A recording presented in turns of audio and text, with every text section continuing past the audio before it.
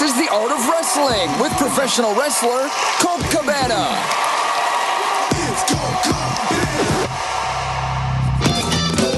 All right, how you doing? Come on in, sit down, relax, put in those tweaked audio earbuds. You're about to listen to The Art of Wrestling, a professional wrestling podcast. It's a life podcast. It's a personal journal. It's an entryway into the minds, the souls, the hearts, and the lives of the people involved in the world of professional wrestling. I am your host. My name is Colt Cabana. Yeah, I am back to bike riding, but I'm still a personality, a podcaster. Most importantly, though, I am a professional wrestler, and we are sitting here live in the studio.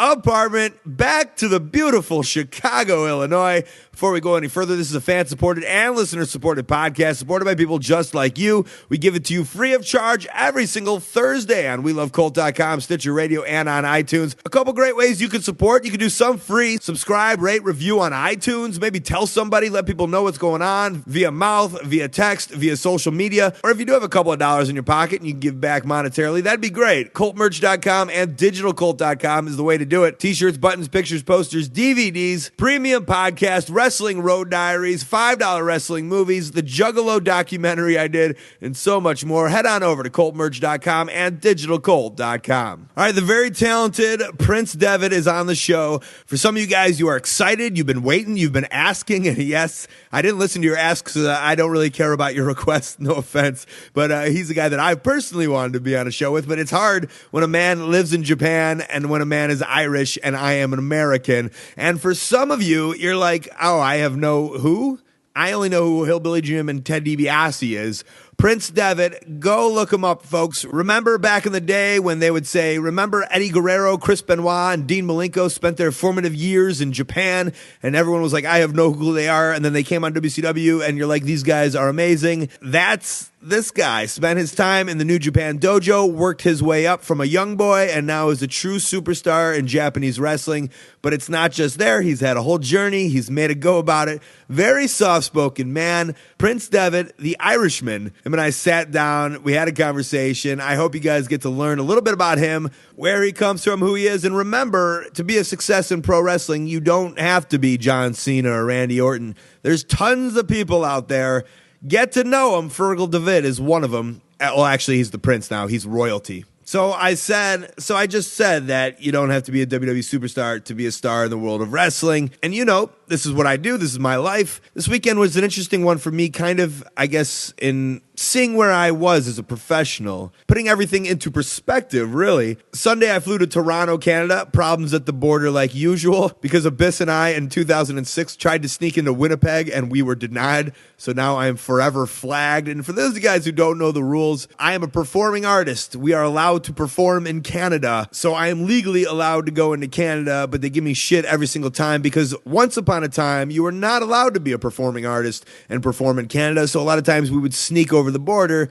This time in Winnipeg in 2006, I was trying to sneak over the border to be a professional wrestler, not to hurt anyone, not to bring any bombs, not to threaten anybody's job, just to do a wrestling match in my spandex, make a couple hundred people laugh. That was it. But now I am a threat to the Canadian embassy or somewhat. So I got that going for me, but I made it over. And I did a show for Squared Circle Wrestling. A lot of fun. I actually wrestled Michael Elgin. A lot of people have been asking for Michael Elgin to be on the show. He will be on the show. I'm on a lot of shows with him. I can't wait to sit down with him. He's a fun guy to talk to. Super talented dude. He's a super talented wrestler. I think you guys all know that. But the match itself was a lot of fun. A lot of people listening to the podcast came. That was fun. But here's the reality. I was wrestling at a dinner theater.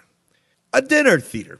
And for all you guys who have heard other people make fun of wrestling, and they talk about, oh, were you wrestling in an armory or a VFW hall or somebody's basement, and you're like, oh, the stigma of the VFW and the auditorium and the high school gym, that's the stigma that says independent wrestling. Well, a dinner theater is, I assume, the same thing for acting. And as I went in there with this weird judgmental theory in my own head of like, these poor actors, and I would see like all the pictures on the wall, and I would see all the pictures of the actors, and I'm thinking to myself, I'm having pity on them for some reason. These poor actors, they have to act at this dinner theater. This is their life. And then literally in the middle of this self-conversation I'm having with myself, I'm going, oh, I'm I'm wrestling at this dinner theater right now. I'm the same fucking person. This is me. This is my life. But the reality of it, I wasn't having pity on myself. I was enjoying myself. I was having a great time. The crowd was loving it. This kid was consistently talking,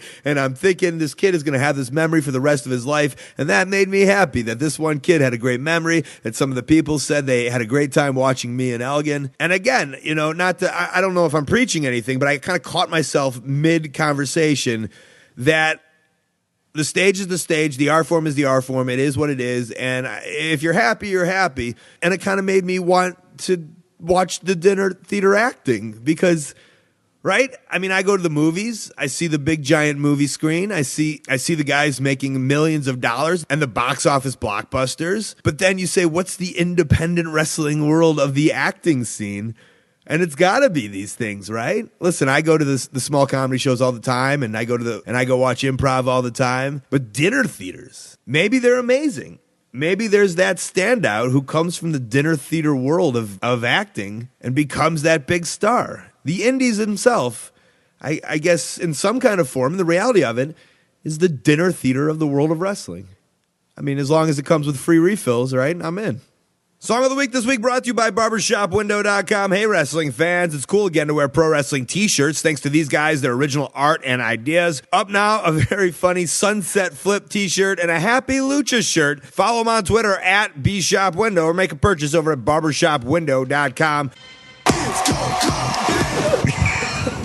That was a great statement. I think you should say that again. Okay. So what was that? I said, I wish I had something to sell other than my physical body. Oh, my God. It's so true, right? Yeah, that's basically what we do. Well, put this out. We're on, Fergal. Okay. Prince. Yeah, no, I prefer Fergal, but you have to call me Prince. I don't want like most of the Japanese people are Devitt or Devito. Really? Throw that right on your mouth there. Right up here? Is that good? Yeah. Let's see. Have you even earned the name Prince? No. Do you want to know how the name came about? I guess. Well, I was always Fergal Devitt. I was born Fergal Devitt, and then I just, decided to use that name wrestling, and I was using it in England for about 6 years, and went to America for a couple of months.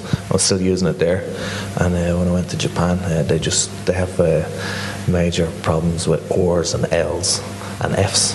What was the first one you said? Oars. Oars? Yeah, and an R? Is that what you call it? So we call it an oar. So like, Really? Yeah. An oar? Yeah. That's like a paddle. An R. Yeah, okay. I get this shit from Machine Gun all the time. Right. This is some fresh material. Nothing new. All right, fair enough. Right.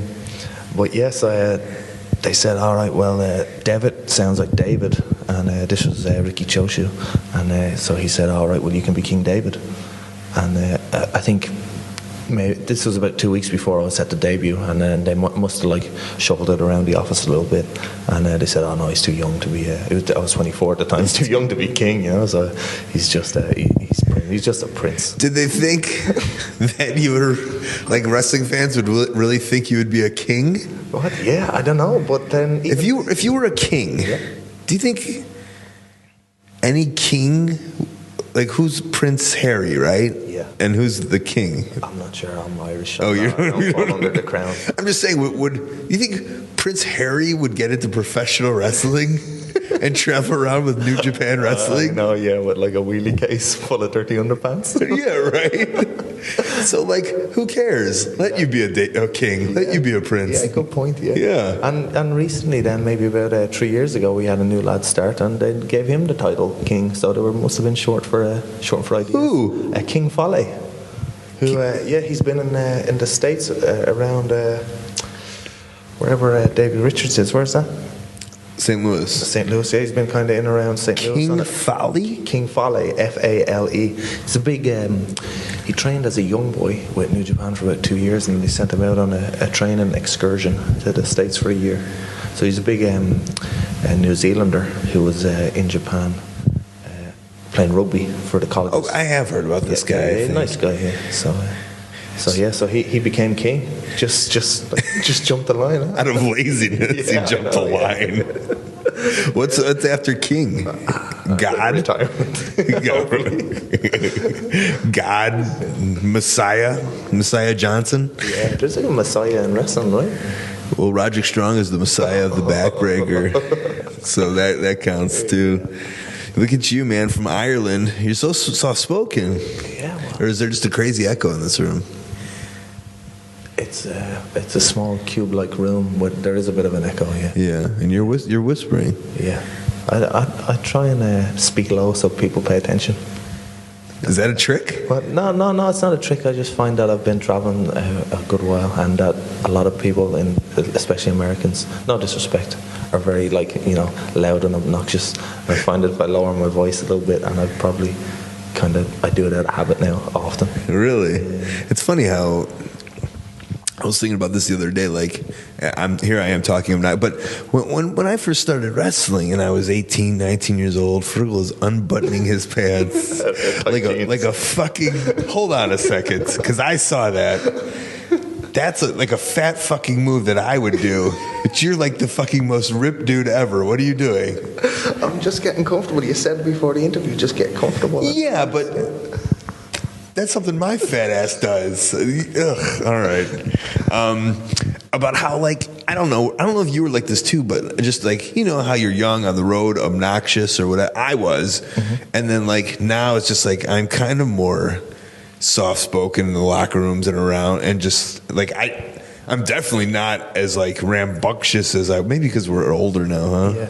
Yeah, maybe it's like a little bit of a confidence thing and a self-esteem thing where you're speaking loud because you want to be heard. Where now I don't care what anyone thinks, or half the time I don't want to talk to anyone anyway. Right? So, yeah. Well, and God, in Japan you probably can't really. Although how's your Japanese? It's absolutely terrible. Yeah, it's shocking. I've been there. It was 7 years. On St. Patrick's Day was my 7-year birthday in Japan, and the thing was that like I never ever imagined I'd stay there. Like when I first went over, I was being sent for 3 months, and I thought, okay, it's only 3 months. Like no point in learning the language. Just learn to wrestle and take what you can. Right. And 3 months went to 6 months to 9 months, and then they started offering me like year contracts. So I always use like the excuse, well, a lot of like foreign lads come in and like they try and learn the language, but they don't actually stick around because they don't learn the wrestling. So I just you learned the wrestling, study the business. Was there ever a point where you got one of those? You're like, oh, maybe I should get one of those books or those tapes. I was given two when I. From Liger, he's like he shoves them over the table like, fuck, read these. Yeah, I was given two. One as a gift from a friend when I was first going out there, and then one from one of the referees. But I never read them. I think I just flogged them or handed them. I didn't sell them. No. Presents. I just gave them to people as they came in, maybe a machine gun or something. Because that was always like I always found. Like in Mexico, I always assumed like if you didn't know the language, you would never be like.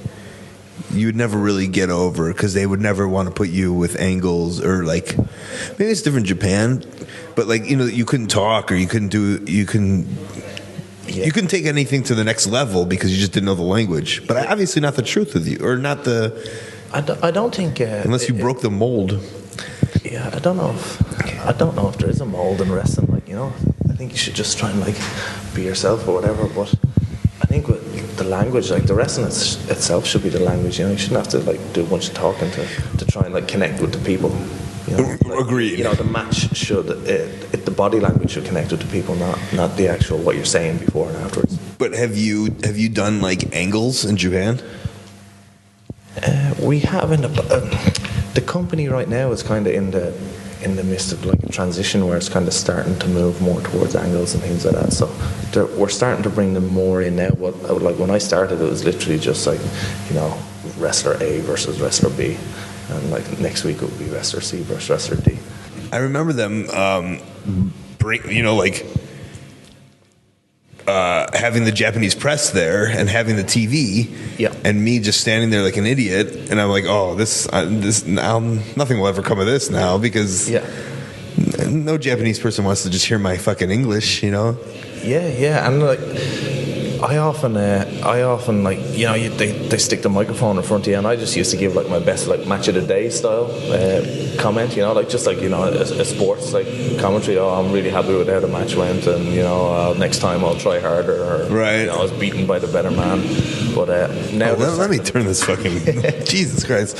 Hold on. Had to go and spank some bottoms. Yeah, I was ready to go yell at somebody to turn down the music blaring behind us, and that's the guy that flew me over and paid me tonight.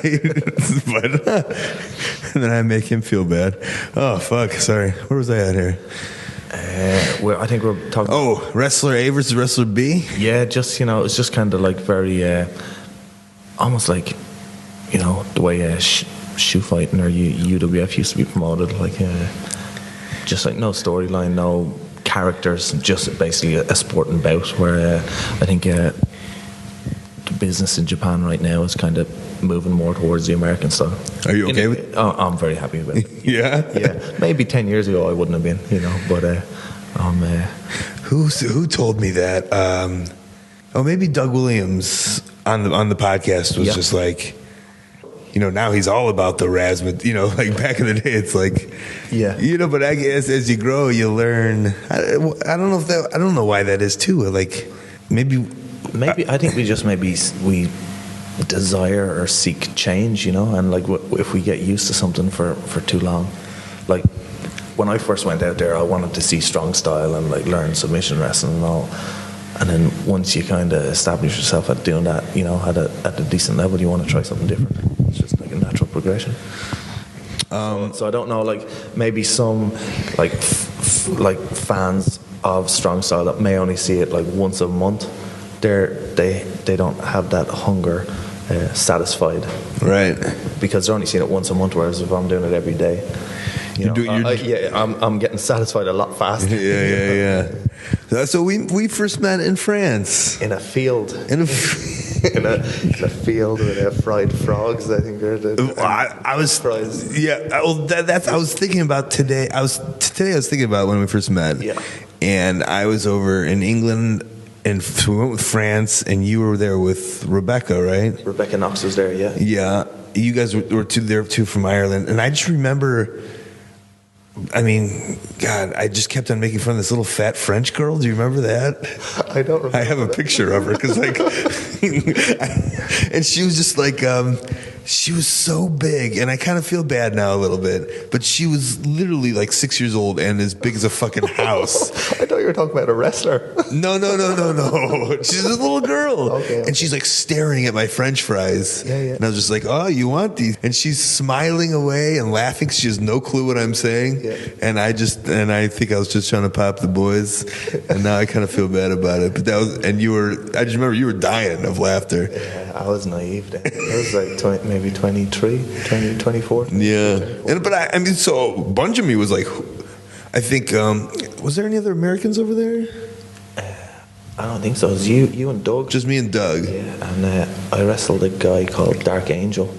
I don't remember that. Yeah, he was good, but I'm not sure if he's still working now. That was the first time I met you. Yeah, I met Zebra Kid there. Yeah, they drove yeah, and Ricky Knight and that. But yeah, that was kind of like one of my first like trips to Europe. Yeah. That was one of your first ones. Yeah. It's not the first one. Because I was like, I don't know who this guy is. I was like, who are you? Where'd you come from? But in a way of like, you were good and like you were talented, and so like especially at that age, I was like, I kind of pride myself on kind of knowing everybody. Yeah. And I was like, who are you? Like, the ironic thing is that I was trained like 5 minutes from where we're doing this interview. Right from now. here? Yeah, in this town. Yeah, like at the other end of the main street. Yeah, in East Street, Sittenburn's. When I was here in England in like 2003 and 2004 for an extended period of time. Yeah. I didn't run into you in England, did I? No. Yeah. I didn't run into anyone in all my time in England.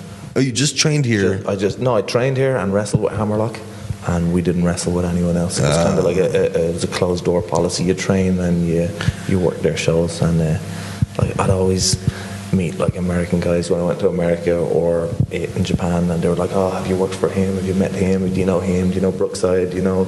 I was like, "No, I'm sorry, I don't know anyone. I just know the Hammerlock boys. That's it, you know." Johnny Storm, was he in Hammerlock, or he had left at that point? There'd been like a mass migration, I think, just before I arrived. And it was just 8-year-olds. I did a training seminar for Hammerlock. Okay, yeah. And it was like an 8-year-old, a 10-year-old. Yeah. I think it was at its peak when I arrived. The training school, like for like the coaching and the amount of like quality students that were there, I got in at a good time. It was just after Doug had left, but there was still like Johnny Moss, John Ryan were heavily involved in the training, and Gary Steele, I think, was the NWA world champion at the time. Yeah. So like it had some sort of like, you know, allure, you know. So you were ready to do it from day one. Yeah, since I was like 4 or 5 years old, I was like thought about was pro wrestling. I never actually imagined it as a possibility of coming true, but you had to start somewhere. So, you're from Ireland. What part of Ireland? Bray, County Wicklow, which is about a half an hour south of Dublin City. Okay, so close enough to... Yeah, close to the city, yeah. How big is Ireland up and down? You could probably drive it maybe 5 hours top to bottom. Okay. Yeah. But like maybe 2.5 to 3 hours from Dublin, any direction. Right. Yeah, Dublin's on. It's kind of like Puerto Rico then, maybe. I've never been. Oh, sorry. It's kind of like Japan, one of the islands. Yeah, it's like the only place you've been. I don't know. So you're loving the wrestling. Yeah. Is it on television then? In Japan? No, in Ireland. Oh, sorry. Yeah. Oh yeah, when I was a kid, so like some of the earliest memories I have is watching like the old World of Sport, like Big Daddy with my granddad, like when I was like 4 and 5. So it wasn't old. the WWF stuff? WWF stuff. Yeah. No, I didn't know what it was. I was just watching it because my granddad was watching, you know. But you know, something there like held me and captivated me. Yeah. And then it went off TV, and I remember as a kid then, like we didn't have the Sky TV, but then as soon as we got it in, it was back like Sean Mooney. You know, Saturday morning, and like soccer went out the window, soccer training went out the window, and like I'd stay in. And was Sean Mooney the first person you ever saw spell their name Sean, S-E-A-N? No, that's how we spell Sean in Ireland. Oh yeah, that's the Irish spelling. Oh, I was thinking about this the other day. How he was the first person. No, that's the normal Irish way to spell. Oh, yeah. So it really resonated with you. Yeah. Okay, that's right. I forgot about that. So Sean Mooney catches your imagination. Yeah, and I'm just like drawn into the world of HBK and Razor Ramon, Coco Beware, Rick Rude. And you don't know why. I love the answer, because my answer is I have no clue why. Yeah, I don't know, and I still like. I even look at the hall tonight and like I go, why the hell am I here? And why do I like doing it? And half the time, like I'm getting changed in my gear, or like, you know, you're standing behind the curtain, or then you're even in the ring. And I go, what the hell am I doing this for? Like so stressful, and like I'm getting beaten up and I'm sore. But yeah, I just love it. You can't explain it. Well, and also the reason why. I mean, I can explain now. I think why I love it. Is a puzzled face. I know I can't put it into words to someone who doesn't understand pro wrestling why I love it, but like we can look at each other in the eye and go, you know why you love it. Yeah. But there's no amount of explaining to someone who doesn't understand wrestling. There's no amount of words that I could say that would make them understand why I love wrestling. I was voxing with my buddies back home, and they're like, Colt, where are you going? And I was like, I'm going to London for 7 hours and then flying back home. And then my next thing was, I was like, it's better than the grind. And they were like, dude, that's the craziest thing I've ever heard. And I was like, no, this is way better than like a normal job or anything. They're like, that would take me 3 years to prepare for to do that in one day. I was like, really? Oh, I don't know. It sounded normal to me. I know. Yeah, it's crazy. I'll be getting in the car at like 7 a.m. in the morning, like putting my suitcase in, going to Japan for like maybe 4 or 5 days, and like my buddy that I grew up with will be walking up the street, like, you know, on the way to his 9 to 5, right. And I would just like, you know, nod over. All right, see you in a couple of days. I'm like, yeah, it's, you know, what's normal for us is like is abnormal for them, but like the other way around, what's abnormal for for us is normal for them. Sure, yeah. So we met in France. You do the show there. Yeah. We email a little bit back and forth. Yeah. One of my, and I'll call him out on here. You're coming to America, and I tell Gabe, that's right, you should book this guy Fergal. He's perfect, and he's from Ireland. He'll be here. And Gabe goes, I think like, that's a silly name. And then like dismisses it. Yeah. And like I love Gabe. Yeah. And but it always makes me happy how well you're doing. And to be like, hey, look, that could have been yours for $20 there, you know, like, or whatever, like whatever, you know, I don't know. Yeah, no, yeah, that's right. We've done the show in France, and about a couple months later, it might have been like 2 or 3 months later, I decided just to jack in all what I was doing back home, working in Ireland, and like doing the shows over in England, and I got like a 3-month holiday visa in the States, just went as a tourist to the States. Okay. And I lived with my auntie in Boston, and like she put me up, and I just like, you know, started firing emails around, and you were helping me out a little bit back and forth, and a guy Sheldon Goldberg, he booked me in Boston, and I think it was NECW, and it kind of just like snowballed from there. Oh, wait, you made a move from Ireland to England though. Well, I was kind of like halfway between. But to first start training. Yeah. Sorry, I skipped that whole thing. Yeah. So at what point do you say, hey, I've got to be a wrestler, this is out of control?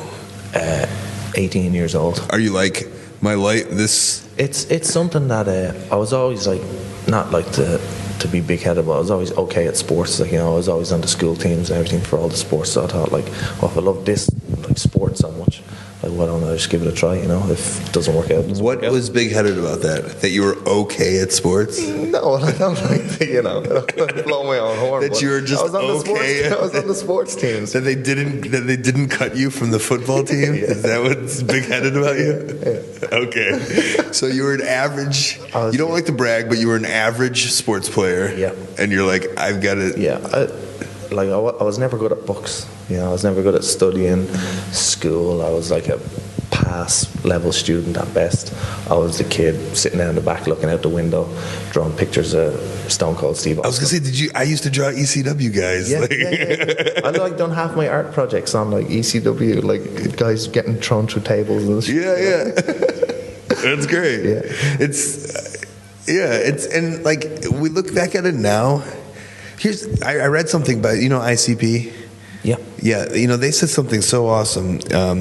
Violent J had like a State of the Union, and he was like, if you hate ICP now, and like you were once a juggalo, you know, he's like, don't say that, oh my God, how stupid was I for being a juggalo? I was an idiot. It's like, it's fine that you don't live that lifestyle now, but like that was your youth. Like you should be proud of like what you were. And so like, it's so stupid that I used to just draw, like my mind was just consumed with wrestling in high school, and all my notebooks were like filled with it, and like, but I'm not embarrassed because it was awesome. And I think it gave me a sense of purpose, almost like I knew by drawing this and being so infatuated with wrestling that like one day I would get there, or I can get through school to get to wrestling or something. Like it gave me a drive, I feel. I'd always like people then like in school, obviously, you know, they're so careers driven, and they're like, what are you going to do after school? And like deep down I wanted to be a wrestler, but like you can't really say that, you know. But I did, of course. I'm one of the careers teacher, like Lord of Mercy on her, she passed away, but like she had went and looked up like wrestling colleges. Nice.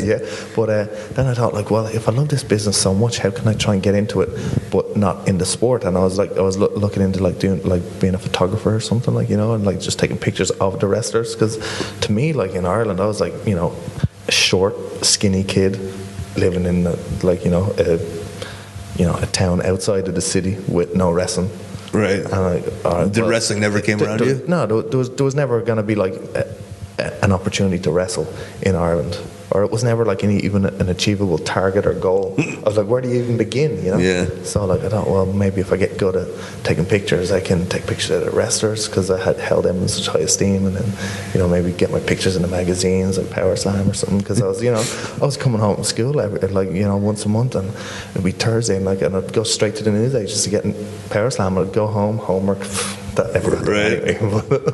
Studying those names. Like the Japanese names, and looking at the pictures of like these wrestlers I'd never seen before and all. Yeah. But, so you move over to England. So you're just like, so Gabe blew me off. Oh no! Yeah. Did you? So to move to England, you just got your money and got a place? No. You could do training camps here, so you could come and train for 2 weeks, and they'd put you up. You'd just like sleep in the gym, and you could eat beans and toast and drink beer at night, and just basically slum it. Yeah, a little fantasy camp kind of Yeah, so I'd come for 2 weeks at a time, and then eventually, I became very good friends with the trainer, and he used to put me up at his home. Who's that? Andre Baker. Okay. Yeah. So I learned a lot from him, not just about wrestling, but about how to carry yourself in general, and he taught me a lot about training, weight training as well. So cool. So let's get back. Yeah. So Gabe blows you off. Yeah. Sorry, Gabe, as he's listening. Sheldon hooks you up. Yep. Then you come to, because I think we should get into the New Japan stuff. Okay. And how amazing that is. Yeah. Well, it all happened really quick. So I was doing a couple of indies around Boston. The NWA convention was on in Nashville around the same time. Oh, so because when I was here, I was in NWA UK. Right. So Andre said, "Why don't you get down to?" So that Hammerlock finally did come into use, right? So boom, I go to Nashville. I wrestled Drew Onyx in Nashville. Big black dude, right? Yep. Dave Marquez, he's at the show with Tommy Williams and Alex Kozlov. They're working, and Dave Marquez seen the show or seen the match, and after the match, he came to me and said, "Do you want to come to Inoki Dojo in Los Angeles?" Now that's the same show that Machine Gun was scouted. Exactly. Right? Yeah, against the American Eagle, I think it was. I don't remember that. Yeah. Is that an infamous match? That's the first time we met, and I tell this story all the time, right? But that was the best match of the card. It was like three days of shows or something. Who, your match? No. Oh. The whole event was like three shows, and Machine Gun and the American Eagle, or whatever his name was the best match of the whole 3 shows. And after the match, I was in a restaurant with Drew Onyx and Paul Tracy, and Chad walks in with his mum. That's Machine Gun. And I go, "Hey, nice to meet you. I'm Fergal." That match was awesome, and he just blew me off. It was, "Oh yeah, thanks, bro."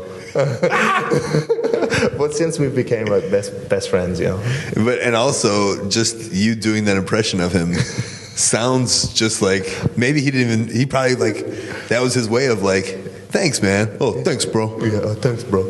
Me and my mom gotta eat lunch now. Yeah, I suppose you look at it that way. Yeah. I don't know. That's good. For everybody that I've ever blown off, we can become best friends. Exactly. Yeah. Yeah. You never know, right? You never know. Never write it off. So Dave goes there and tells everybody to move to LA. Yeah, right? basically, yeah. And me and Chad were the only two who took the cake. A couple more actually took the cake, but I don't think it stuck really for them. Say it again. I don't think they didn't stick it out down there. So, but you were in it. I mean, but you were only on a 3-month visa. I was on a 3-month visa, so I had to go home for Christmas. So I had to be out of America on December 20th or something, and of course I've got a connection flight from LA to Boston because my return ticket was from Boston, but Marquez drops me off late at the airport in LAX, so I missed my connection. So I almost overstayed my visa. Right. Yeah, and you would have never been able to. I would have never been able to come back, and there was no plans to come back, and I was back home in January, and Marquez said, "Are you going to come back out and train?" And I said, "I'd love to." So my dad gave me some money. I had absolutely no money. He gave me some money, and $500 or something. And I went out with a return ticket for a week. I booked a return ticket for a week because it's hard to get into the States without a visa. So I said, "I'm just going for a week. I've got $500, and I've got this training gear here that I'm going to train with, and I got pulled in at immigration, and they grilled me for like an hour. What were you doing in the States for the last 90 days? Like, you just went home for Christmas, now you're coming back, where you're working, where we're staying, everything. And finally the guy just like let me through. Did he have to call Dave to answer questions? No, but I'd had printouts of like Inoki Dojo and Santa Monica, everything, and contacts, and he didn't actually call anyone, but he grilled me for like a half an hour. I was sweating. 24-year-old kid. Sure. Have you seen Argo? Oh yeah, it's kind of like Argo. Except not. But the reverse, trying to get into America. Yeah. Except you're just training to wrestle. Close enough though, right?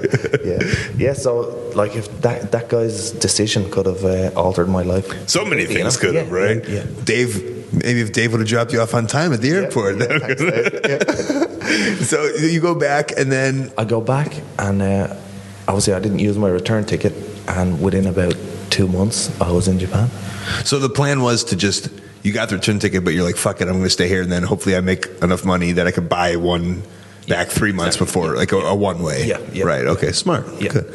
So you but after 2 months, Japan's like, hey.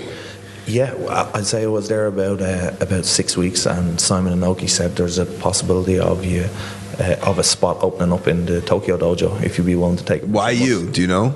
I don't know. Because you were a so sports player. Yeah, maybe so. I don't know. Yeah, but you were standing out a little bit. I must have done something right. Okay. Yeah. And I said, of course. So you were the opportunity to be a young boy in Japan. Yeah, they said, you won't be wrestling. You'll just go, you'll live at the dojo, you'll cook food, you'll wash the ring, wash the toilets, wash all the wrestlers' laundry, but they'll teach you how to work. And I was like, perfect, I'll do it. And you loved it. Yeah. And that was the same steps. I mean, I think the same steps that, like, even though he's a fucking crazy psycho, Chris Benoit went, right? And that's kind of prestigious. And I'd actually just like to address something, is that, like, I get a lot of, like, comparisons with that. And I think it's solely because of the same route we took. But, like, I never looked up to him as a wrestler, or used him as like a role model for a wrestler before the incident happened or after. So like, he was just a dude to you. Yeah, he was just another wrestler. Another guy that went through that system to you. Yeah. But you don't say like, this guy went through that system and look what he became before he obviously did all that shit. Well, the thing is that he was in the system for maybe 2 months. Really? Yeah. So like, his system was a little bit inflated by the media. Sure. Yeah. Well, good. We get the real story now. Yeah. Where you were in that fucking dojo for 3 years or whatever, right? Exactly. You were living in the dojo. Yeah. Even after. Yeah, they moved me out, and I asked, could I go back? Yeah.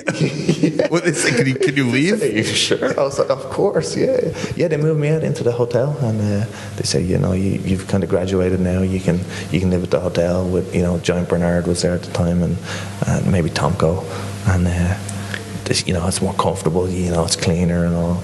But I kind of got settled at the dojo. When you go back there now, do you still stay at the dojo? I do, but at the moment the dojo's under reconstruction for 6 months, so I'm at the hotel. And you're like hating it. Yeah, you get used to it, but the dojo has certain comforts, That's so cute. Yeah. I remember I would Skype with Machine Gun, and you guys would be at the dojo, like it was like a little sleepover. I imagine he. Well, I don't know. Did he keep you sane a little bit? You got to go a little crazy. Oh yeah, I went crazy a long time ago. Okay. Like, you got to remember, at the beginning when I first went over there, like, there was no internet in the house. This was before Was internet invented? It was just coming out. Right? There was I had no mobile phone. There was no Skype. I had no laptop. No nothing like that. I had to walk maybe about a 10 minute walk to a phone box, and it cost like $10 for 10 minutes to call home to Ireland. So I'd call home like once a week. What year? Was it 2004? Yeah. Okay. Yeah, I had a PSP that had just came out that I'd play Need for Speed on, but I used to walk down the street and steal Wi-Fi, so I'd read MySpace messages, but I couldn't reply to them because it was on a PSP, you know, so you have to use like the little D-pad. Right. Yeah, so like I just like read MySpace messages maybe every 2 weeks or something. That was it. I was completely cut off from like the outside world, which I think worked to my benefit, to my benefit as well. You know? You become immersed in the wrestling, right? That's all you have. Yeah. And then who's training you there? Is Liger training? Is Ricky Choshu? That's pretty crazy. Yeah, he was the booker at the time, but he didn't really have a hand in anything that went on in the ring. But just to, I guess, be booked under Ricky Choshu is pretty cool. Yeah. I mean, I think so. Yeah. Yeah.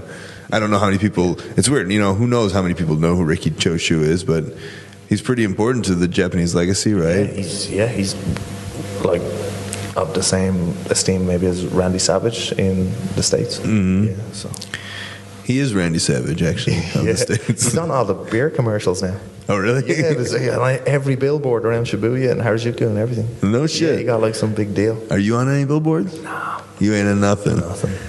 I got a nice little endorsement with Armani Exchange. Really? Recently, yeah, where they're using me to, like, they're launching a new like Under Armour style brand, and they use me in some of the posters for that. For white boys. Is that part of the New Japan deal or whatever? No, this was completely separate. The Armani guy was at the Tokyo Dome show, and he seen me, and he just said it in passing to a mutual friend at a party, and the mutual friend got in touch with me, and it just that's how that stuff works out, man. That's how I don't know, that's why I think like Twitter and Facebook and all that stuff's so important, because like that guy can just be like, oh, I'll Google Fergal, find out his information. Next thing you know, you're on an Armani billboard, right? Yeah, well, not a billboard. Or well, you're in the newspaper or whatever. So who'd you train under? Yamazaki.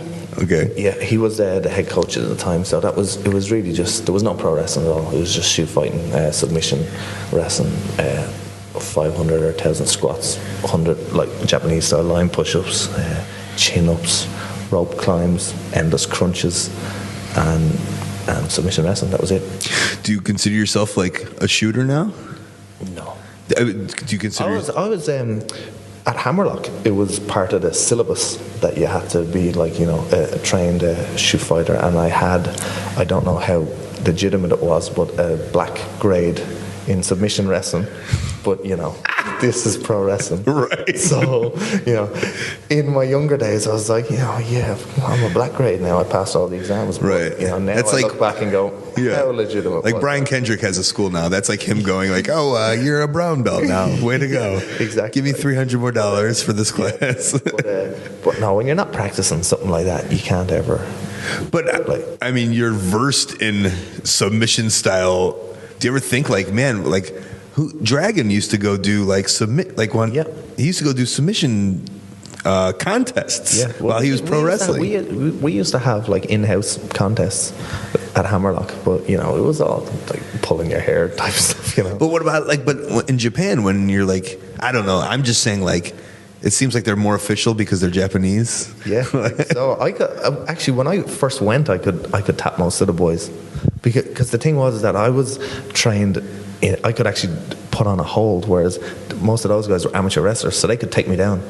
So I'd just let them take me down, but I could actually tap them out on the mat. Yeah. But like I don't practice anymore. You should face Bob Sapp in a shoot fight for one of those promotions. Yeah. Were you around for Sappamania? No. No, I was in England at Sappamania, yeah. When he was blowing up? Yeah, when he got knocked out by Crow Cop, I laughed so hard.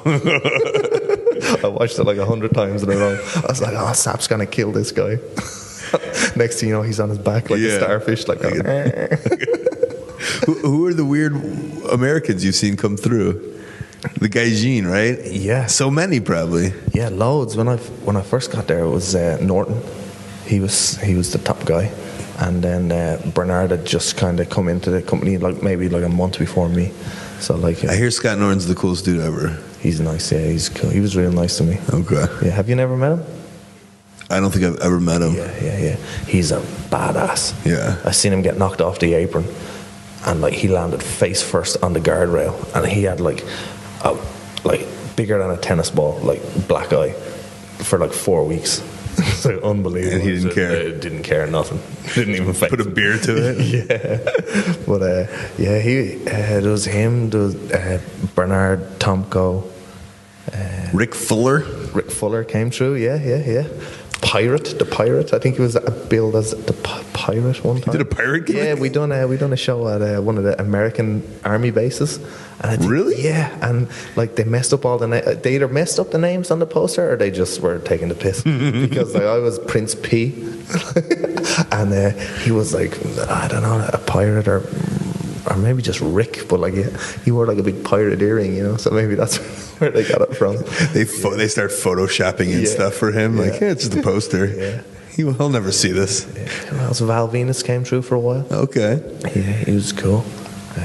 Rocky, right? Oh, yeah. I mean, these are your boys. Yeah. Rocky Romero, Alex Kozlov.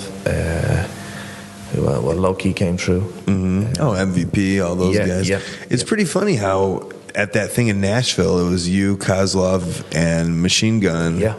And now you guys are like tearing it up a little bit over there. Yeah. And of course, when we went to LA, like we were kind of like two fish out of water. Like I was like a young Irish kid, like fresh off the boat in America, and like Chad wasn't much different, like coming from where he just came from, North obnoxious Carolina. Southerner. Yeah, like complete redneck. And like Rocky, like couldn't have been better to us, like a complete gent. Like took us under his wing and like showed us around LA. When I first went to America, showed me around Japan. Like took me under his wing over there. He was already established in Japan as Black Tiger. He's just one of these guys that I don't think will ever get the American love. You know what I'm saying? Like people, they don't know. I just got like goosebumps there, right? Because he's the most undervalued and underappreciated wrestler on the planet. And like I even told him, like a lot of guys come in and they get like like they're this big indie name from the States, and like they get all this love in the States, and they come in and they don't do as well as maybe they should have or what people expected.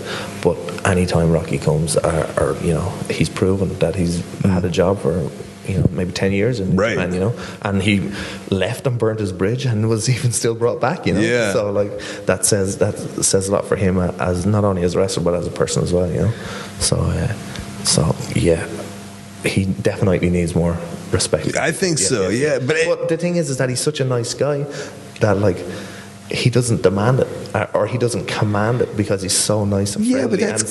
But we know how cool that is. Yeah. It's like he's he's just chill back Rocky. Yeah. But I think it's kind of cool because it's like those guys that I would read in the magazines that were like dominant over that, like like only a handful of like the really uber smart fans knew about those dudes in Japan, like a Gary Albright or whatever. You know what I'm saying? Like nobody knew. Like my friend who watched WWF didn't know who Gary Albright was, but was like, oh, I know who it is. I read his name in the magazines. Like that's kind of, and even Benoit and Guerrero and Malenko before they all came. Like, oh, I know those guys. And then when they showed up on WCW, it's like, yeah, those are the Japan dudes from the J Cup or whatever. And so like maybe that's kind of he's like that new generation part of that. Yeah. And you're a J Cupper, right? Did you win the J Cup? I won the Best of the Super Juniors. I'm sorry, best. The J Cup is a slightly different format. They've only done it once since I was in Japan. So the J Cup is like a mix of all the different companies, and it's a knockout tournament. A knockout tournament. A knockout. Whereas if you lose, you're out. Okay. And it's like a rep. Do you understand? It's so like you lose one match and you're out. Right. Yeah. Whereas the Best of the Super Juniors is 2 leagues. Yes, that's right. That's right. That's right. So the Best of the Super Juniors is every June, and I have won it once. You have one. Yeah. Who are some? So like I watch. I think every super fan, Uber fan, watches that '94 J Cup. Yep. They see all the guys. Yep. Like who are some of those guys that you've wrestled throughout the years, throughout the tournament? Maybe they're just an American dude who's listening to this podcast. I mean, you've wrestled Liger, right? Yeah, Jado, Gato, El Samurai, Sasuke. It changes all the time. Right. Tiger Mask. Tiger Mask, Kanimoto. I forget. Have you wrestled the big Tiger Mask? Didn't he come back? Yeah, but I haven't. Not for New Japan. I haven't. Oh, who does? Sayama. So he doesn't wrestle. He doesn't do The New big Japan. tiger mask, is that in a physical sense? Yes, and the glory sense, right? Yeah. He got super big, didn't he? Yeah. He still moves, though. Does he? Yeah, he's still smooth. Yeah. Does he wear like an Under Armour shirt now? Very similar. Does he? I can't. I'm the worst. He's like the greatest wrestler of all time. Oh fuck, that'll be me at 50. I'm gonna be a fat piece of shit wearing a polka dot T-shirt to wrestle in still. I don't know. Yeah. And then, so because of New Japan, fuck, what else? Like, Went to Mexico. you went to, did they send you to Mexico? They sent me to Mexico twice, yeah. CMLL. I done like 2 1-month tours down there. Yeah. Got there, got the dreaded shits. Oh, really? Yeah, from the water and everything. I actually, the day before I flew out, I was meant to work in Japan, and they gave me the day off. They said, take the day off and, relax, and, you got a long tour coming up. I was like, okay, cool. Went training, tore my calf. Grade 1 tear in my calf, skipping, just warming up. Skipping? I just went into the dojo and started skipping, and about 30 seconds in, it was grade 1 tear. Skipping to us, that's jump rope. Jumping rope, yes. Sorry. I just picture you skipping around Tokyo. Yeah. So I got there. I was injured for a week. I couldn't work the first week. Got the shits, and then I think everyone was like, I came in as the Japanese junior heavyweight champion, and they were all kind of waiting, and I think the boys maybe might have been a little bit pissed off, and they beat the shit out of me. Really? Oh yeah, I was beat up bad. Hector Garza? No, but I don't want to name it. You don't want to name it? He's the only guy I know. I don't know. You can find it out on Google or whatever. Oh, really? The first match I had in Mexico, I got the shit beat out. No shit. But I think, I took it, and, I didn't complain, and, I got on with everyone after that, Yeah. I've had a couple matches I've where... still got scars, from it. From the beating or from the that match. calves?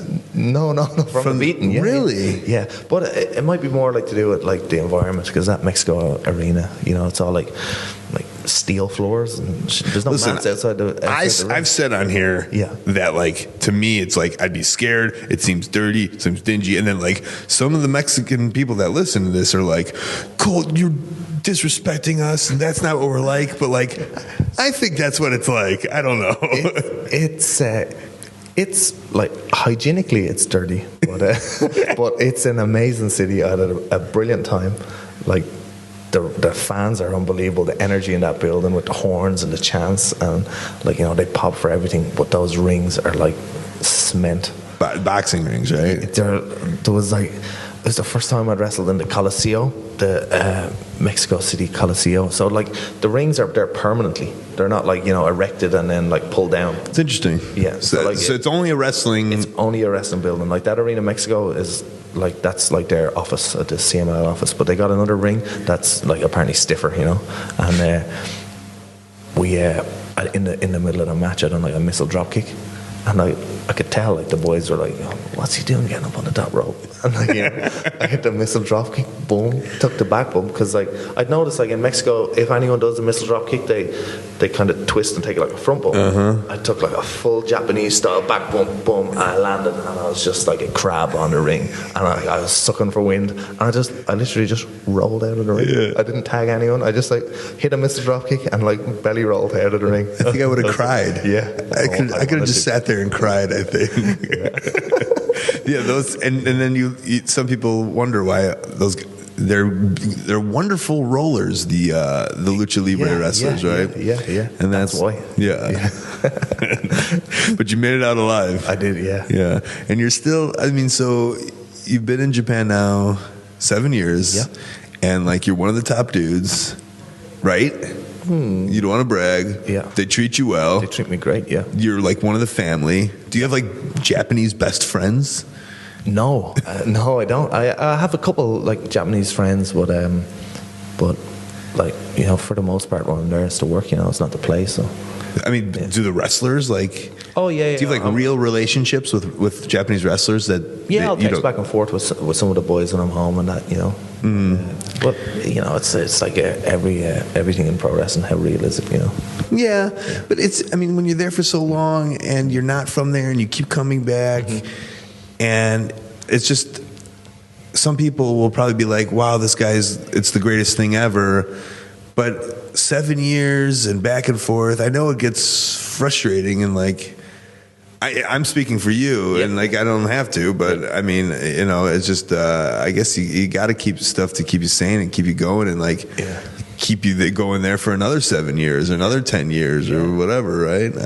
Yeah. No, I got some good buddies out there, like Shinsuke Nakamura is a good friend of mine, and became good buddies with Kushida, recently. So, yeah. And what's your favorite thing to do outside of the wrestling in Japan?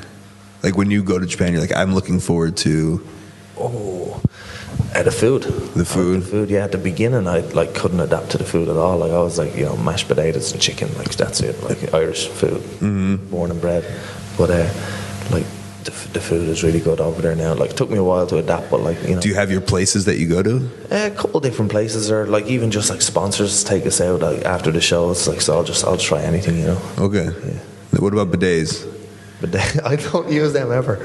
Yeah. What's wrong with you? Yeah, I know. I'm in a movement to moving bidets to America. Yeah, I'd say I've used a bidet maybe 4 times in my whole life. Yeah. I feel bad for you. Yeah, maybe I'll give it a try. The finer things in life. I'm going back on Wednesday, so maybe I'll test the waters again. Hey, literally.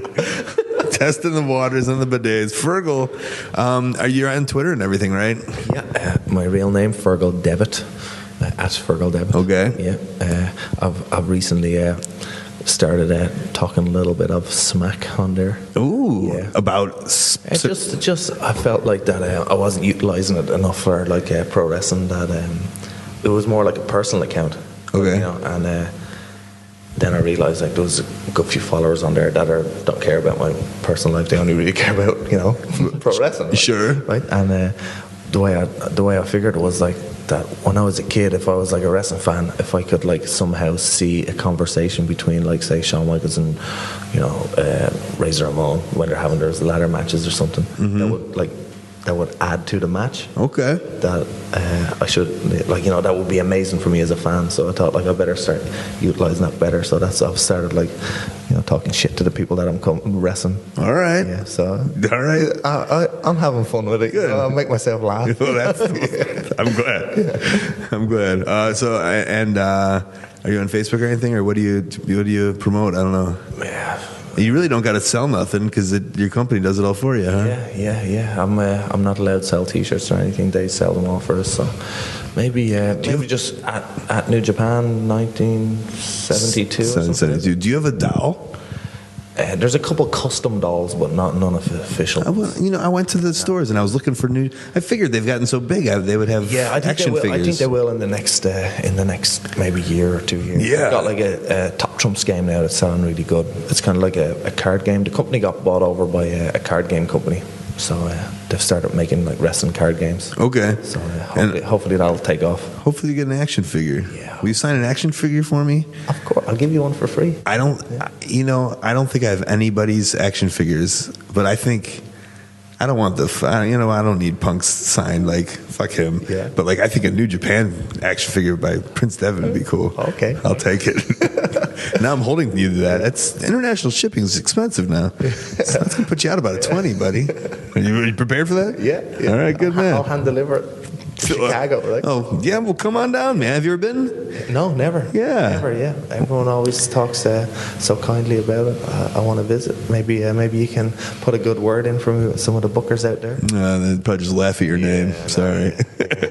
Well, yeah, come join me. All right, buddy. I appreciate you coming on. All right, thanks for having us. Thank you. He's the prince of professional wrestling. Always fun to have a little international flavor here on the podcast. Not only, I guess, the Irish international flavor, but he's a Japanese wrestling superstar. So Europe, Japan, right? I'm American, so I throw him over here. Prince Devitt, good to have him on the show. Again, he's one of these guys. The future is only going to be as bright as it can be for him. And I think we should all look forward to seeing where it takes him. But either way, follow his career, get on him on Twitter, look up those YouTubes of those fun matches he's had. Prince Devitt on the podcast. Hey, before we get out of here, let's get into some plugs and upcoming events. All right, the very best way you can support ColtMerch.com and DigitalColt.com. T-shirts, buttons, pictures, posters, DVDs, premium podcasting content, $5 wrestling movies, wrestling road diaries. It's all available over there. I'm on Twitter. See who the next guest of the Art of Wrestling is going to be, what I have to say about the world of wrestling or just in general, at Colt Cabana. I have a very public email. If you need to say something to me, you can. Maybe you're a promoter, want to put me on your upcoming show or convention, ColtWrestling@gmail.com. Every single Monday night, myself and Marty DeRosa, we do a weekly web series on YouTube. Subscribe to the YouTube channel, worstpromoever.com will get you there the fastest. Also, check out my site, WeLoveColt.com. On there, you will see the P.O. Box where you can send me some snail mail. I love getting snail mail. There's also a newsletter. Sign up for that. It only comes monthly, first of the month. I send out some goodies, some links, some information, some shit that I write down. Also, the bonus content for the Worst Promo Ever can be there if you sign up. Plus, the Facebook/AOW podcast. We'll talk about it each week. Upcoming, hey, this Friday, I'll be on WGN with Lucha Vavoom if you're up at 6:45 in the morning. Then Saturday, May 4th, Chicago, Illinois at the Vic. And Sunday, May 5th, Los Angeles, California at the Mayan Theater, luchavavoom.com. Saturday, May 11th, Newark, Northern California, a convention and a show. Both can be found btwrestling.com. Sunday, May 12th, Denver, Colorado, primoswrestling.com. Thursday, May 16th in Chicago, Illinois at the Wicker Park, Lucky's Sandwich Shop that you saw in Man vs. Food. $3 wrestling movies with Marty and I. We'll commentate over a wrestling movie live at Lucky's while you guys drink beer and eat some sandwiches. Friday, May 17th, Berwyn, Illinois, aawrestling.com. Saturday, May 18th, Chicago, Illinois, chikarapro.com. Saturday, May 25th, Melbourne, Australia, warzonewrestling.com.au. May 31st and June 1st, both in Perth, Australia. Kevin Steen's going to be hanging out with me, nhpw.com.au. And Saturday, June 8th in New Jersey, ProWrestlingSyndicate.com. All right, guys, that's it. Big thanks to you. Thanks to Prince Devitt. Thanks to Cable Guy Jeff and Stu Stone. Thanks to Kid Russell and Matt Jenkins on the music. This has been The Art of Wrestling. For Colt Cabana, I'm Colt Cabana. Thanks.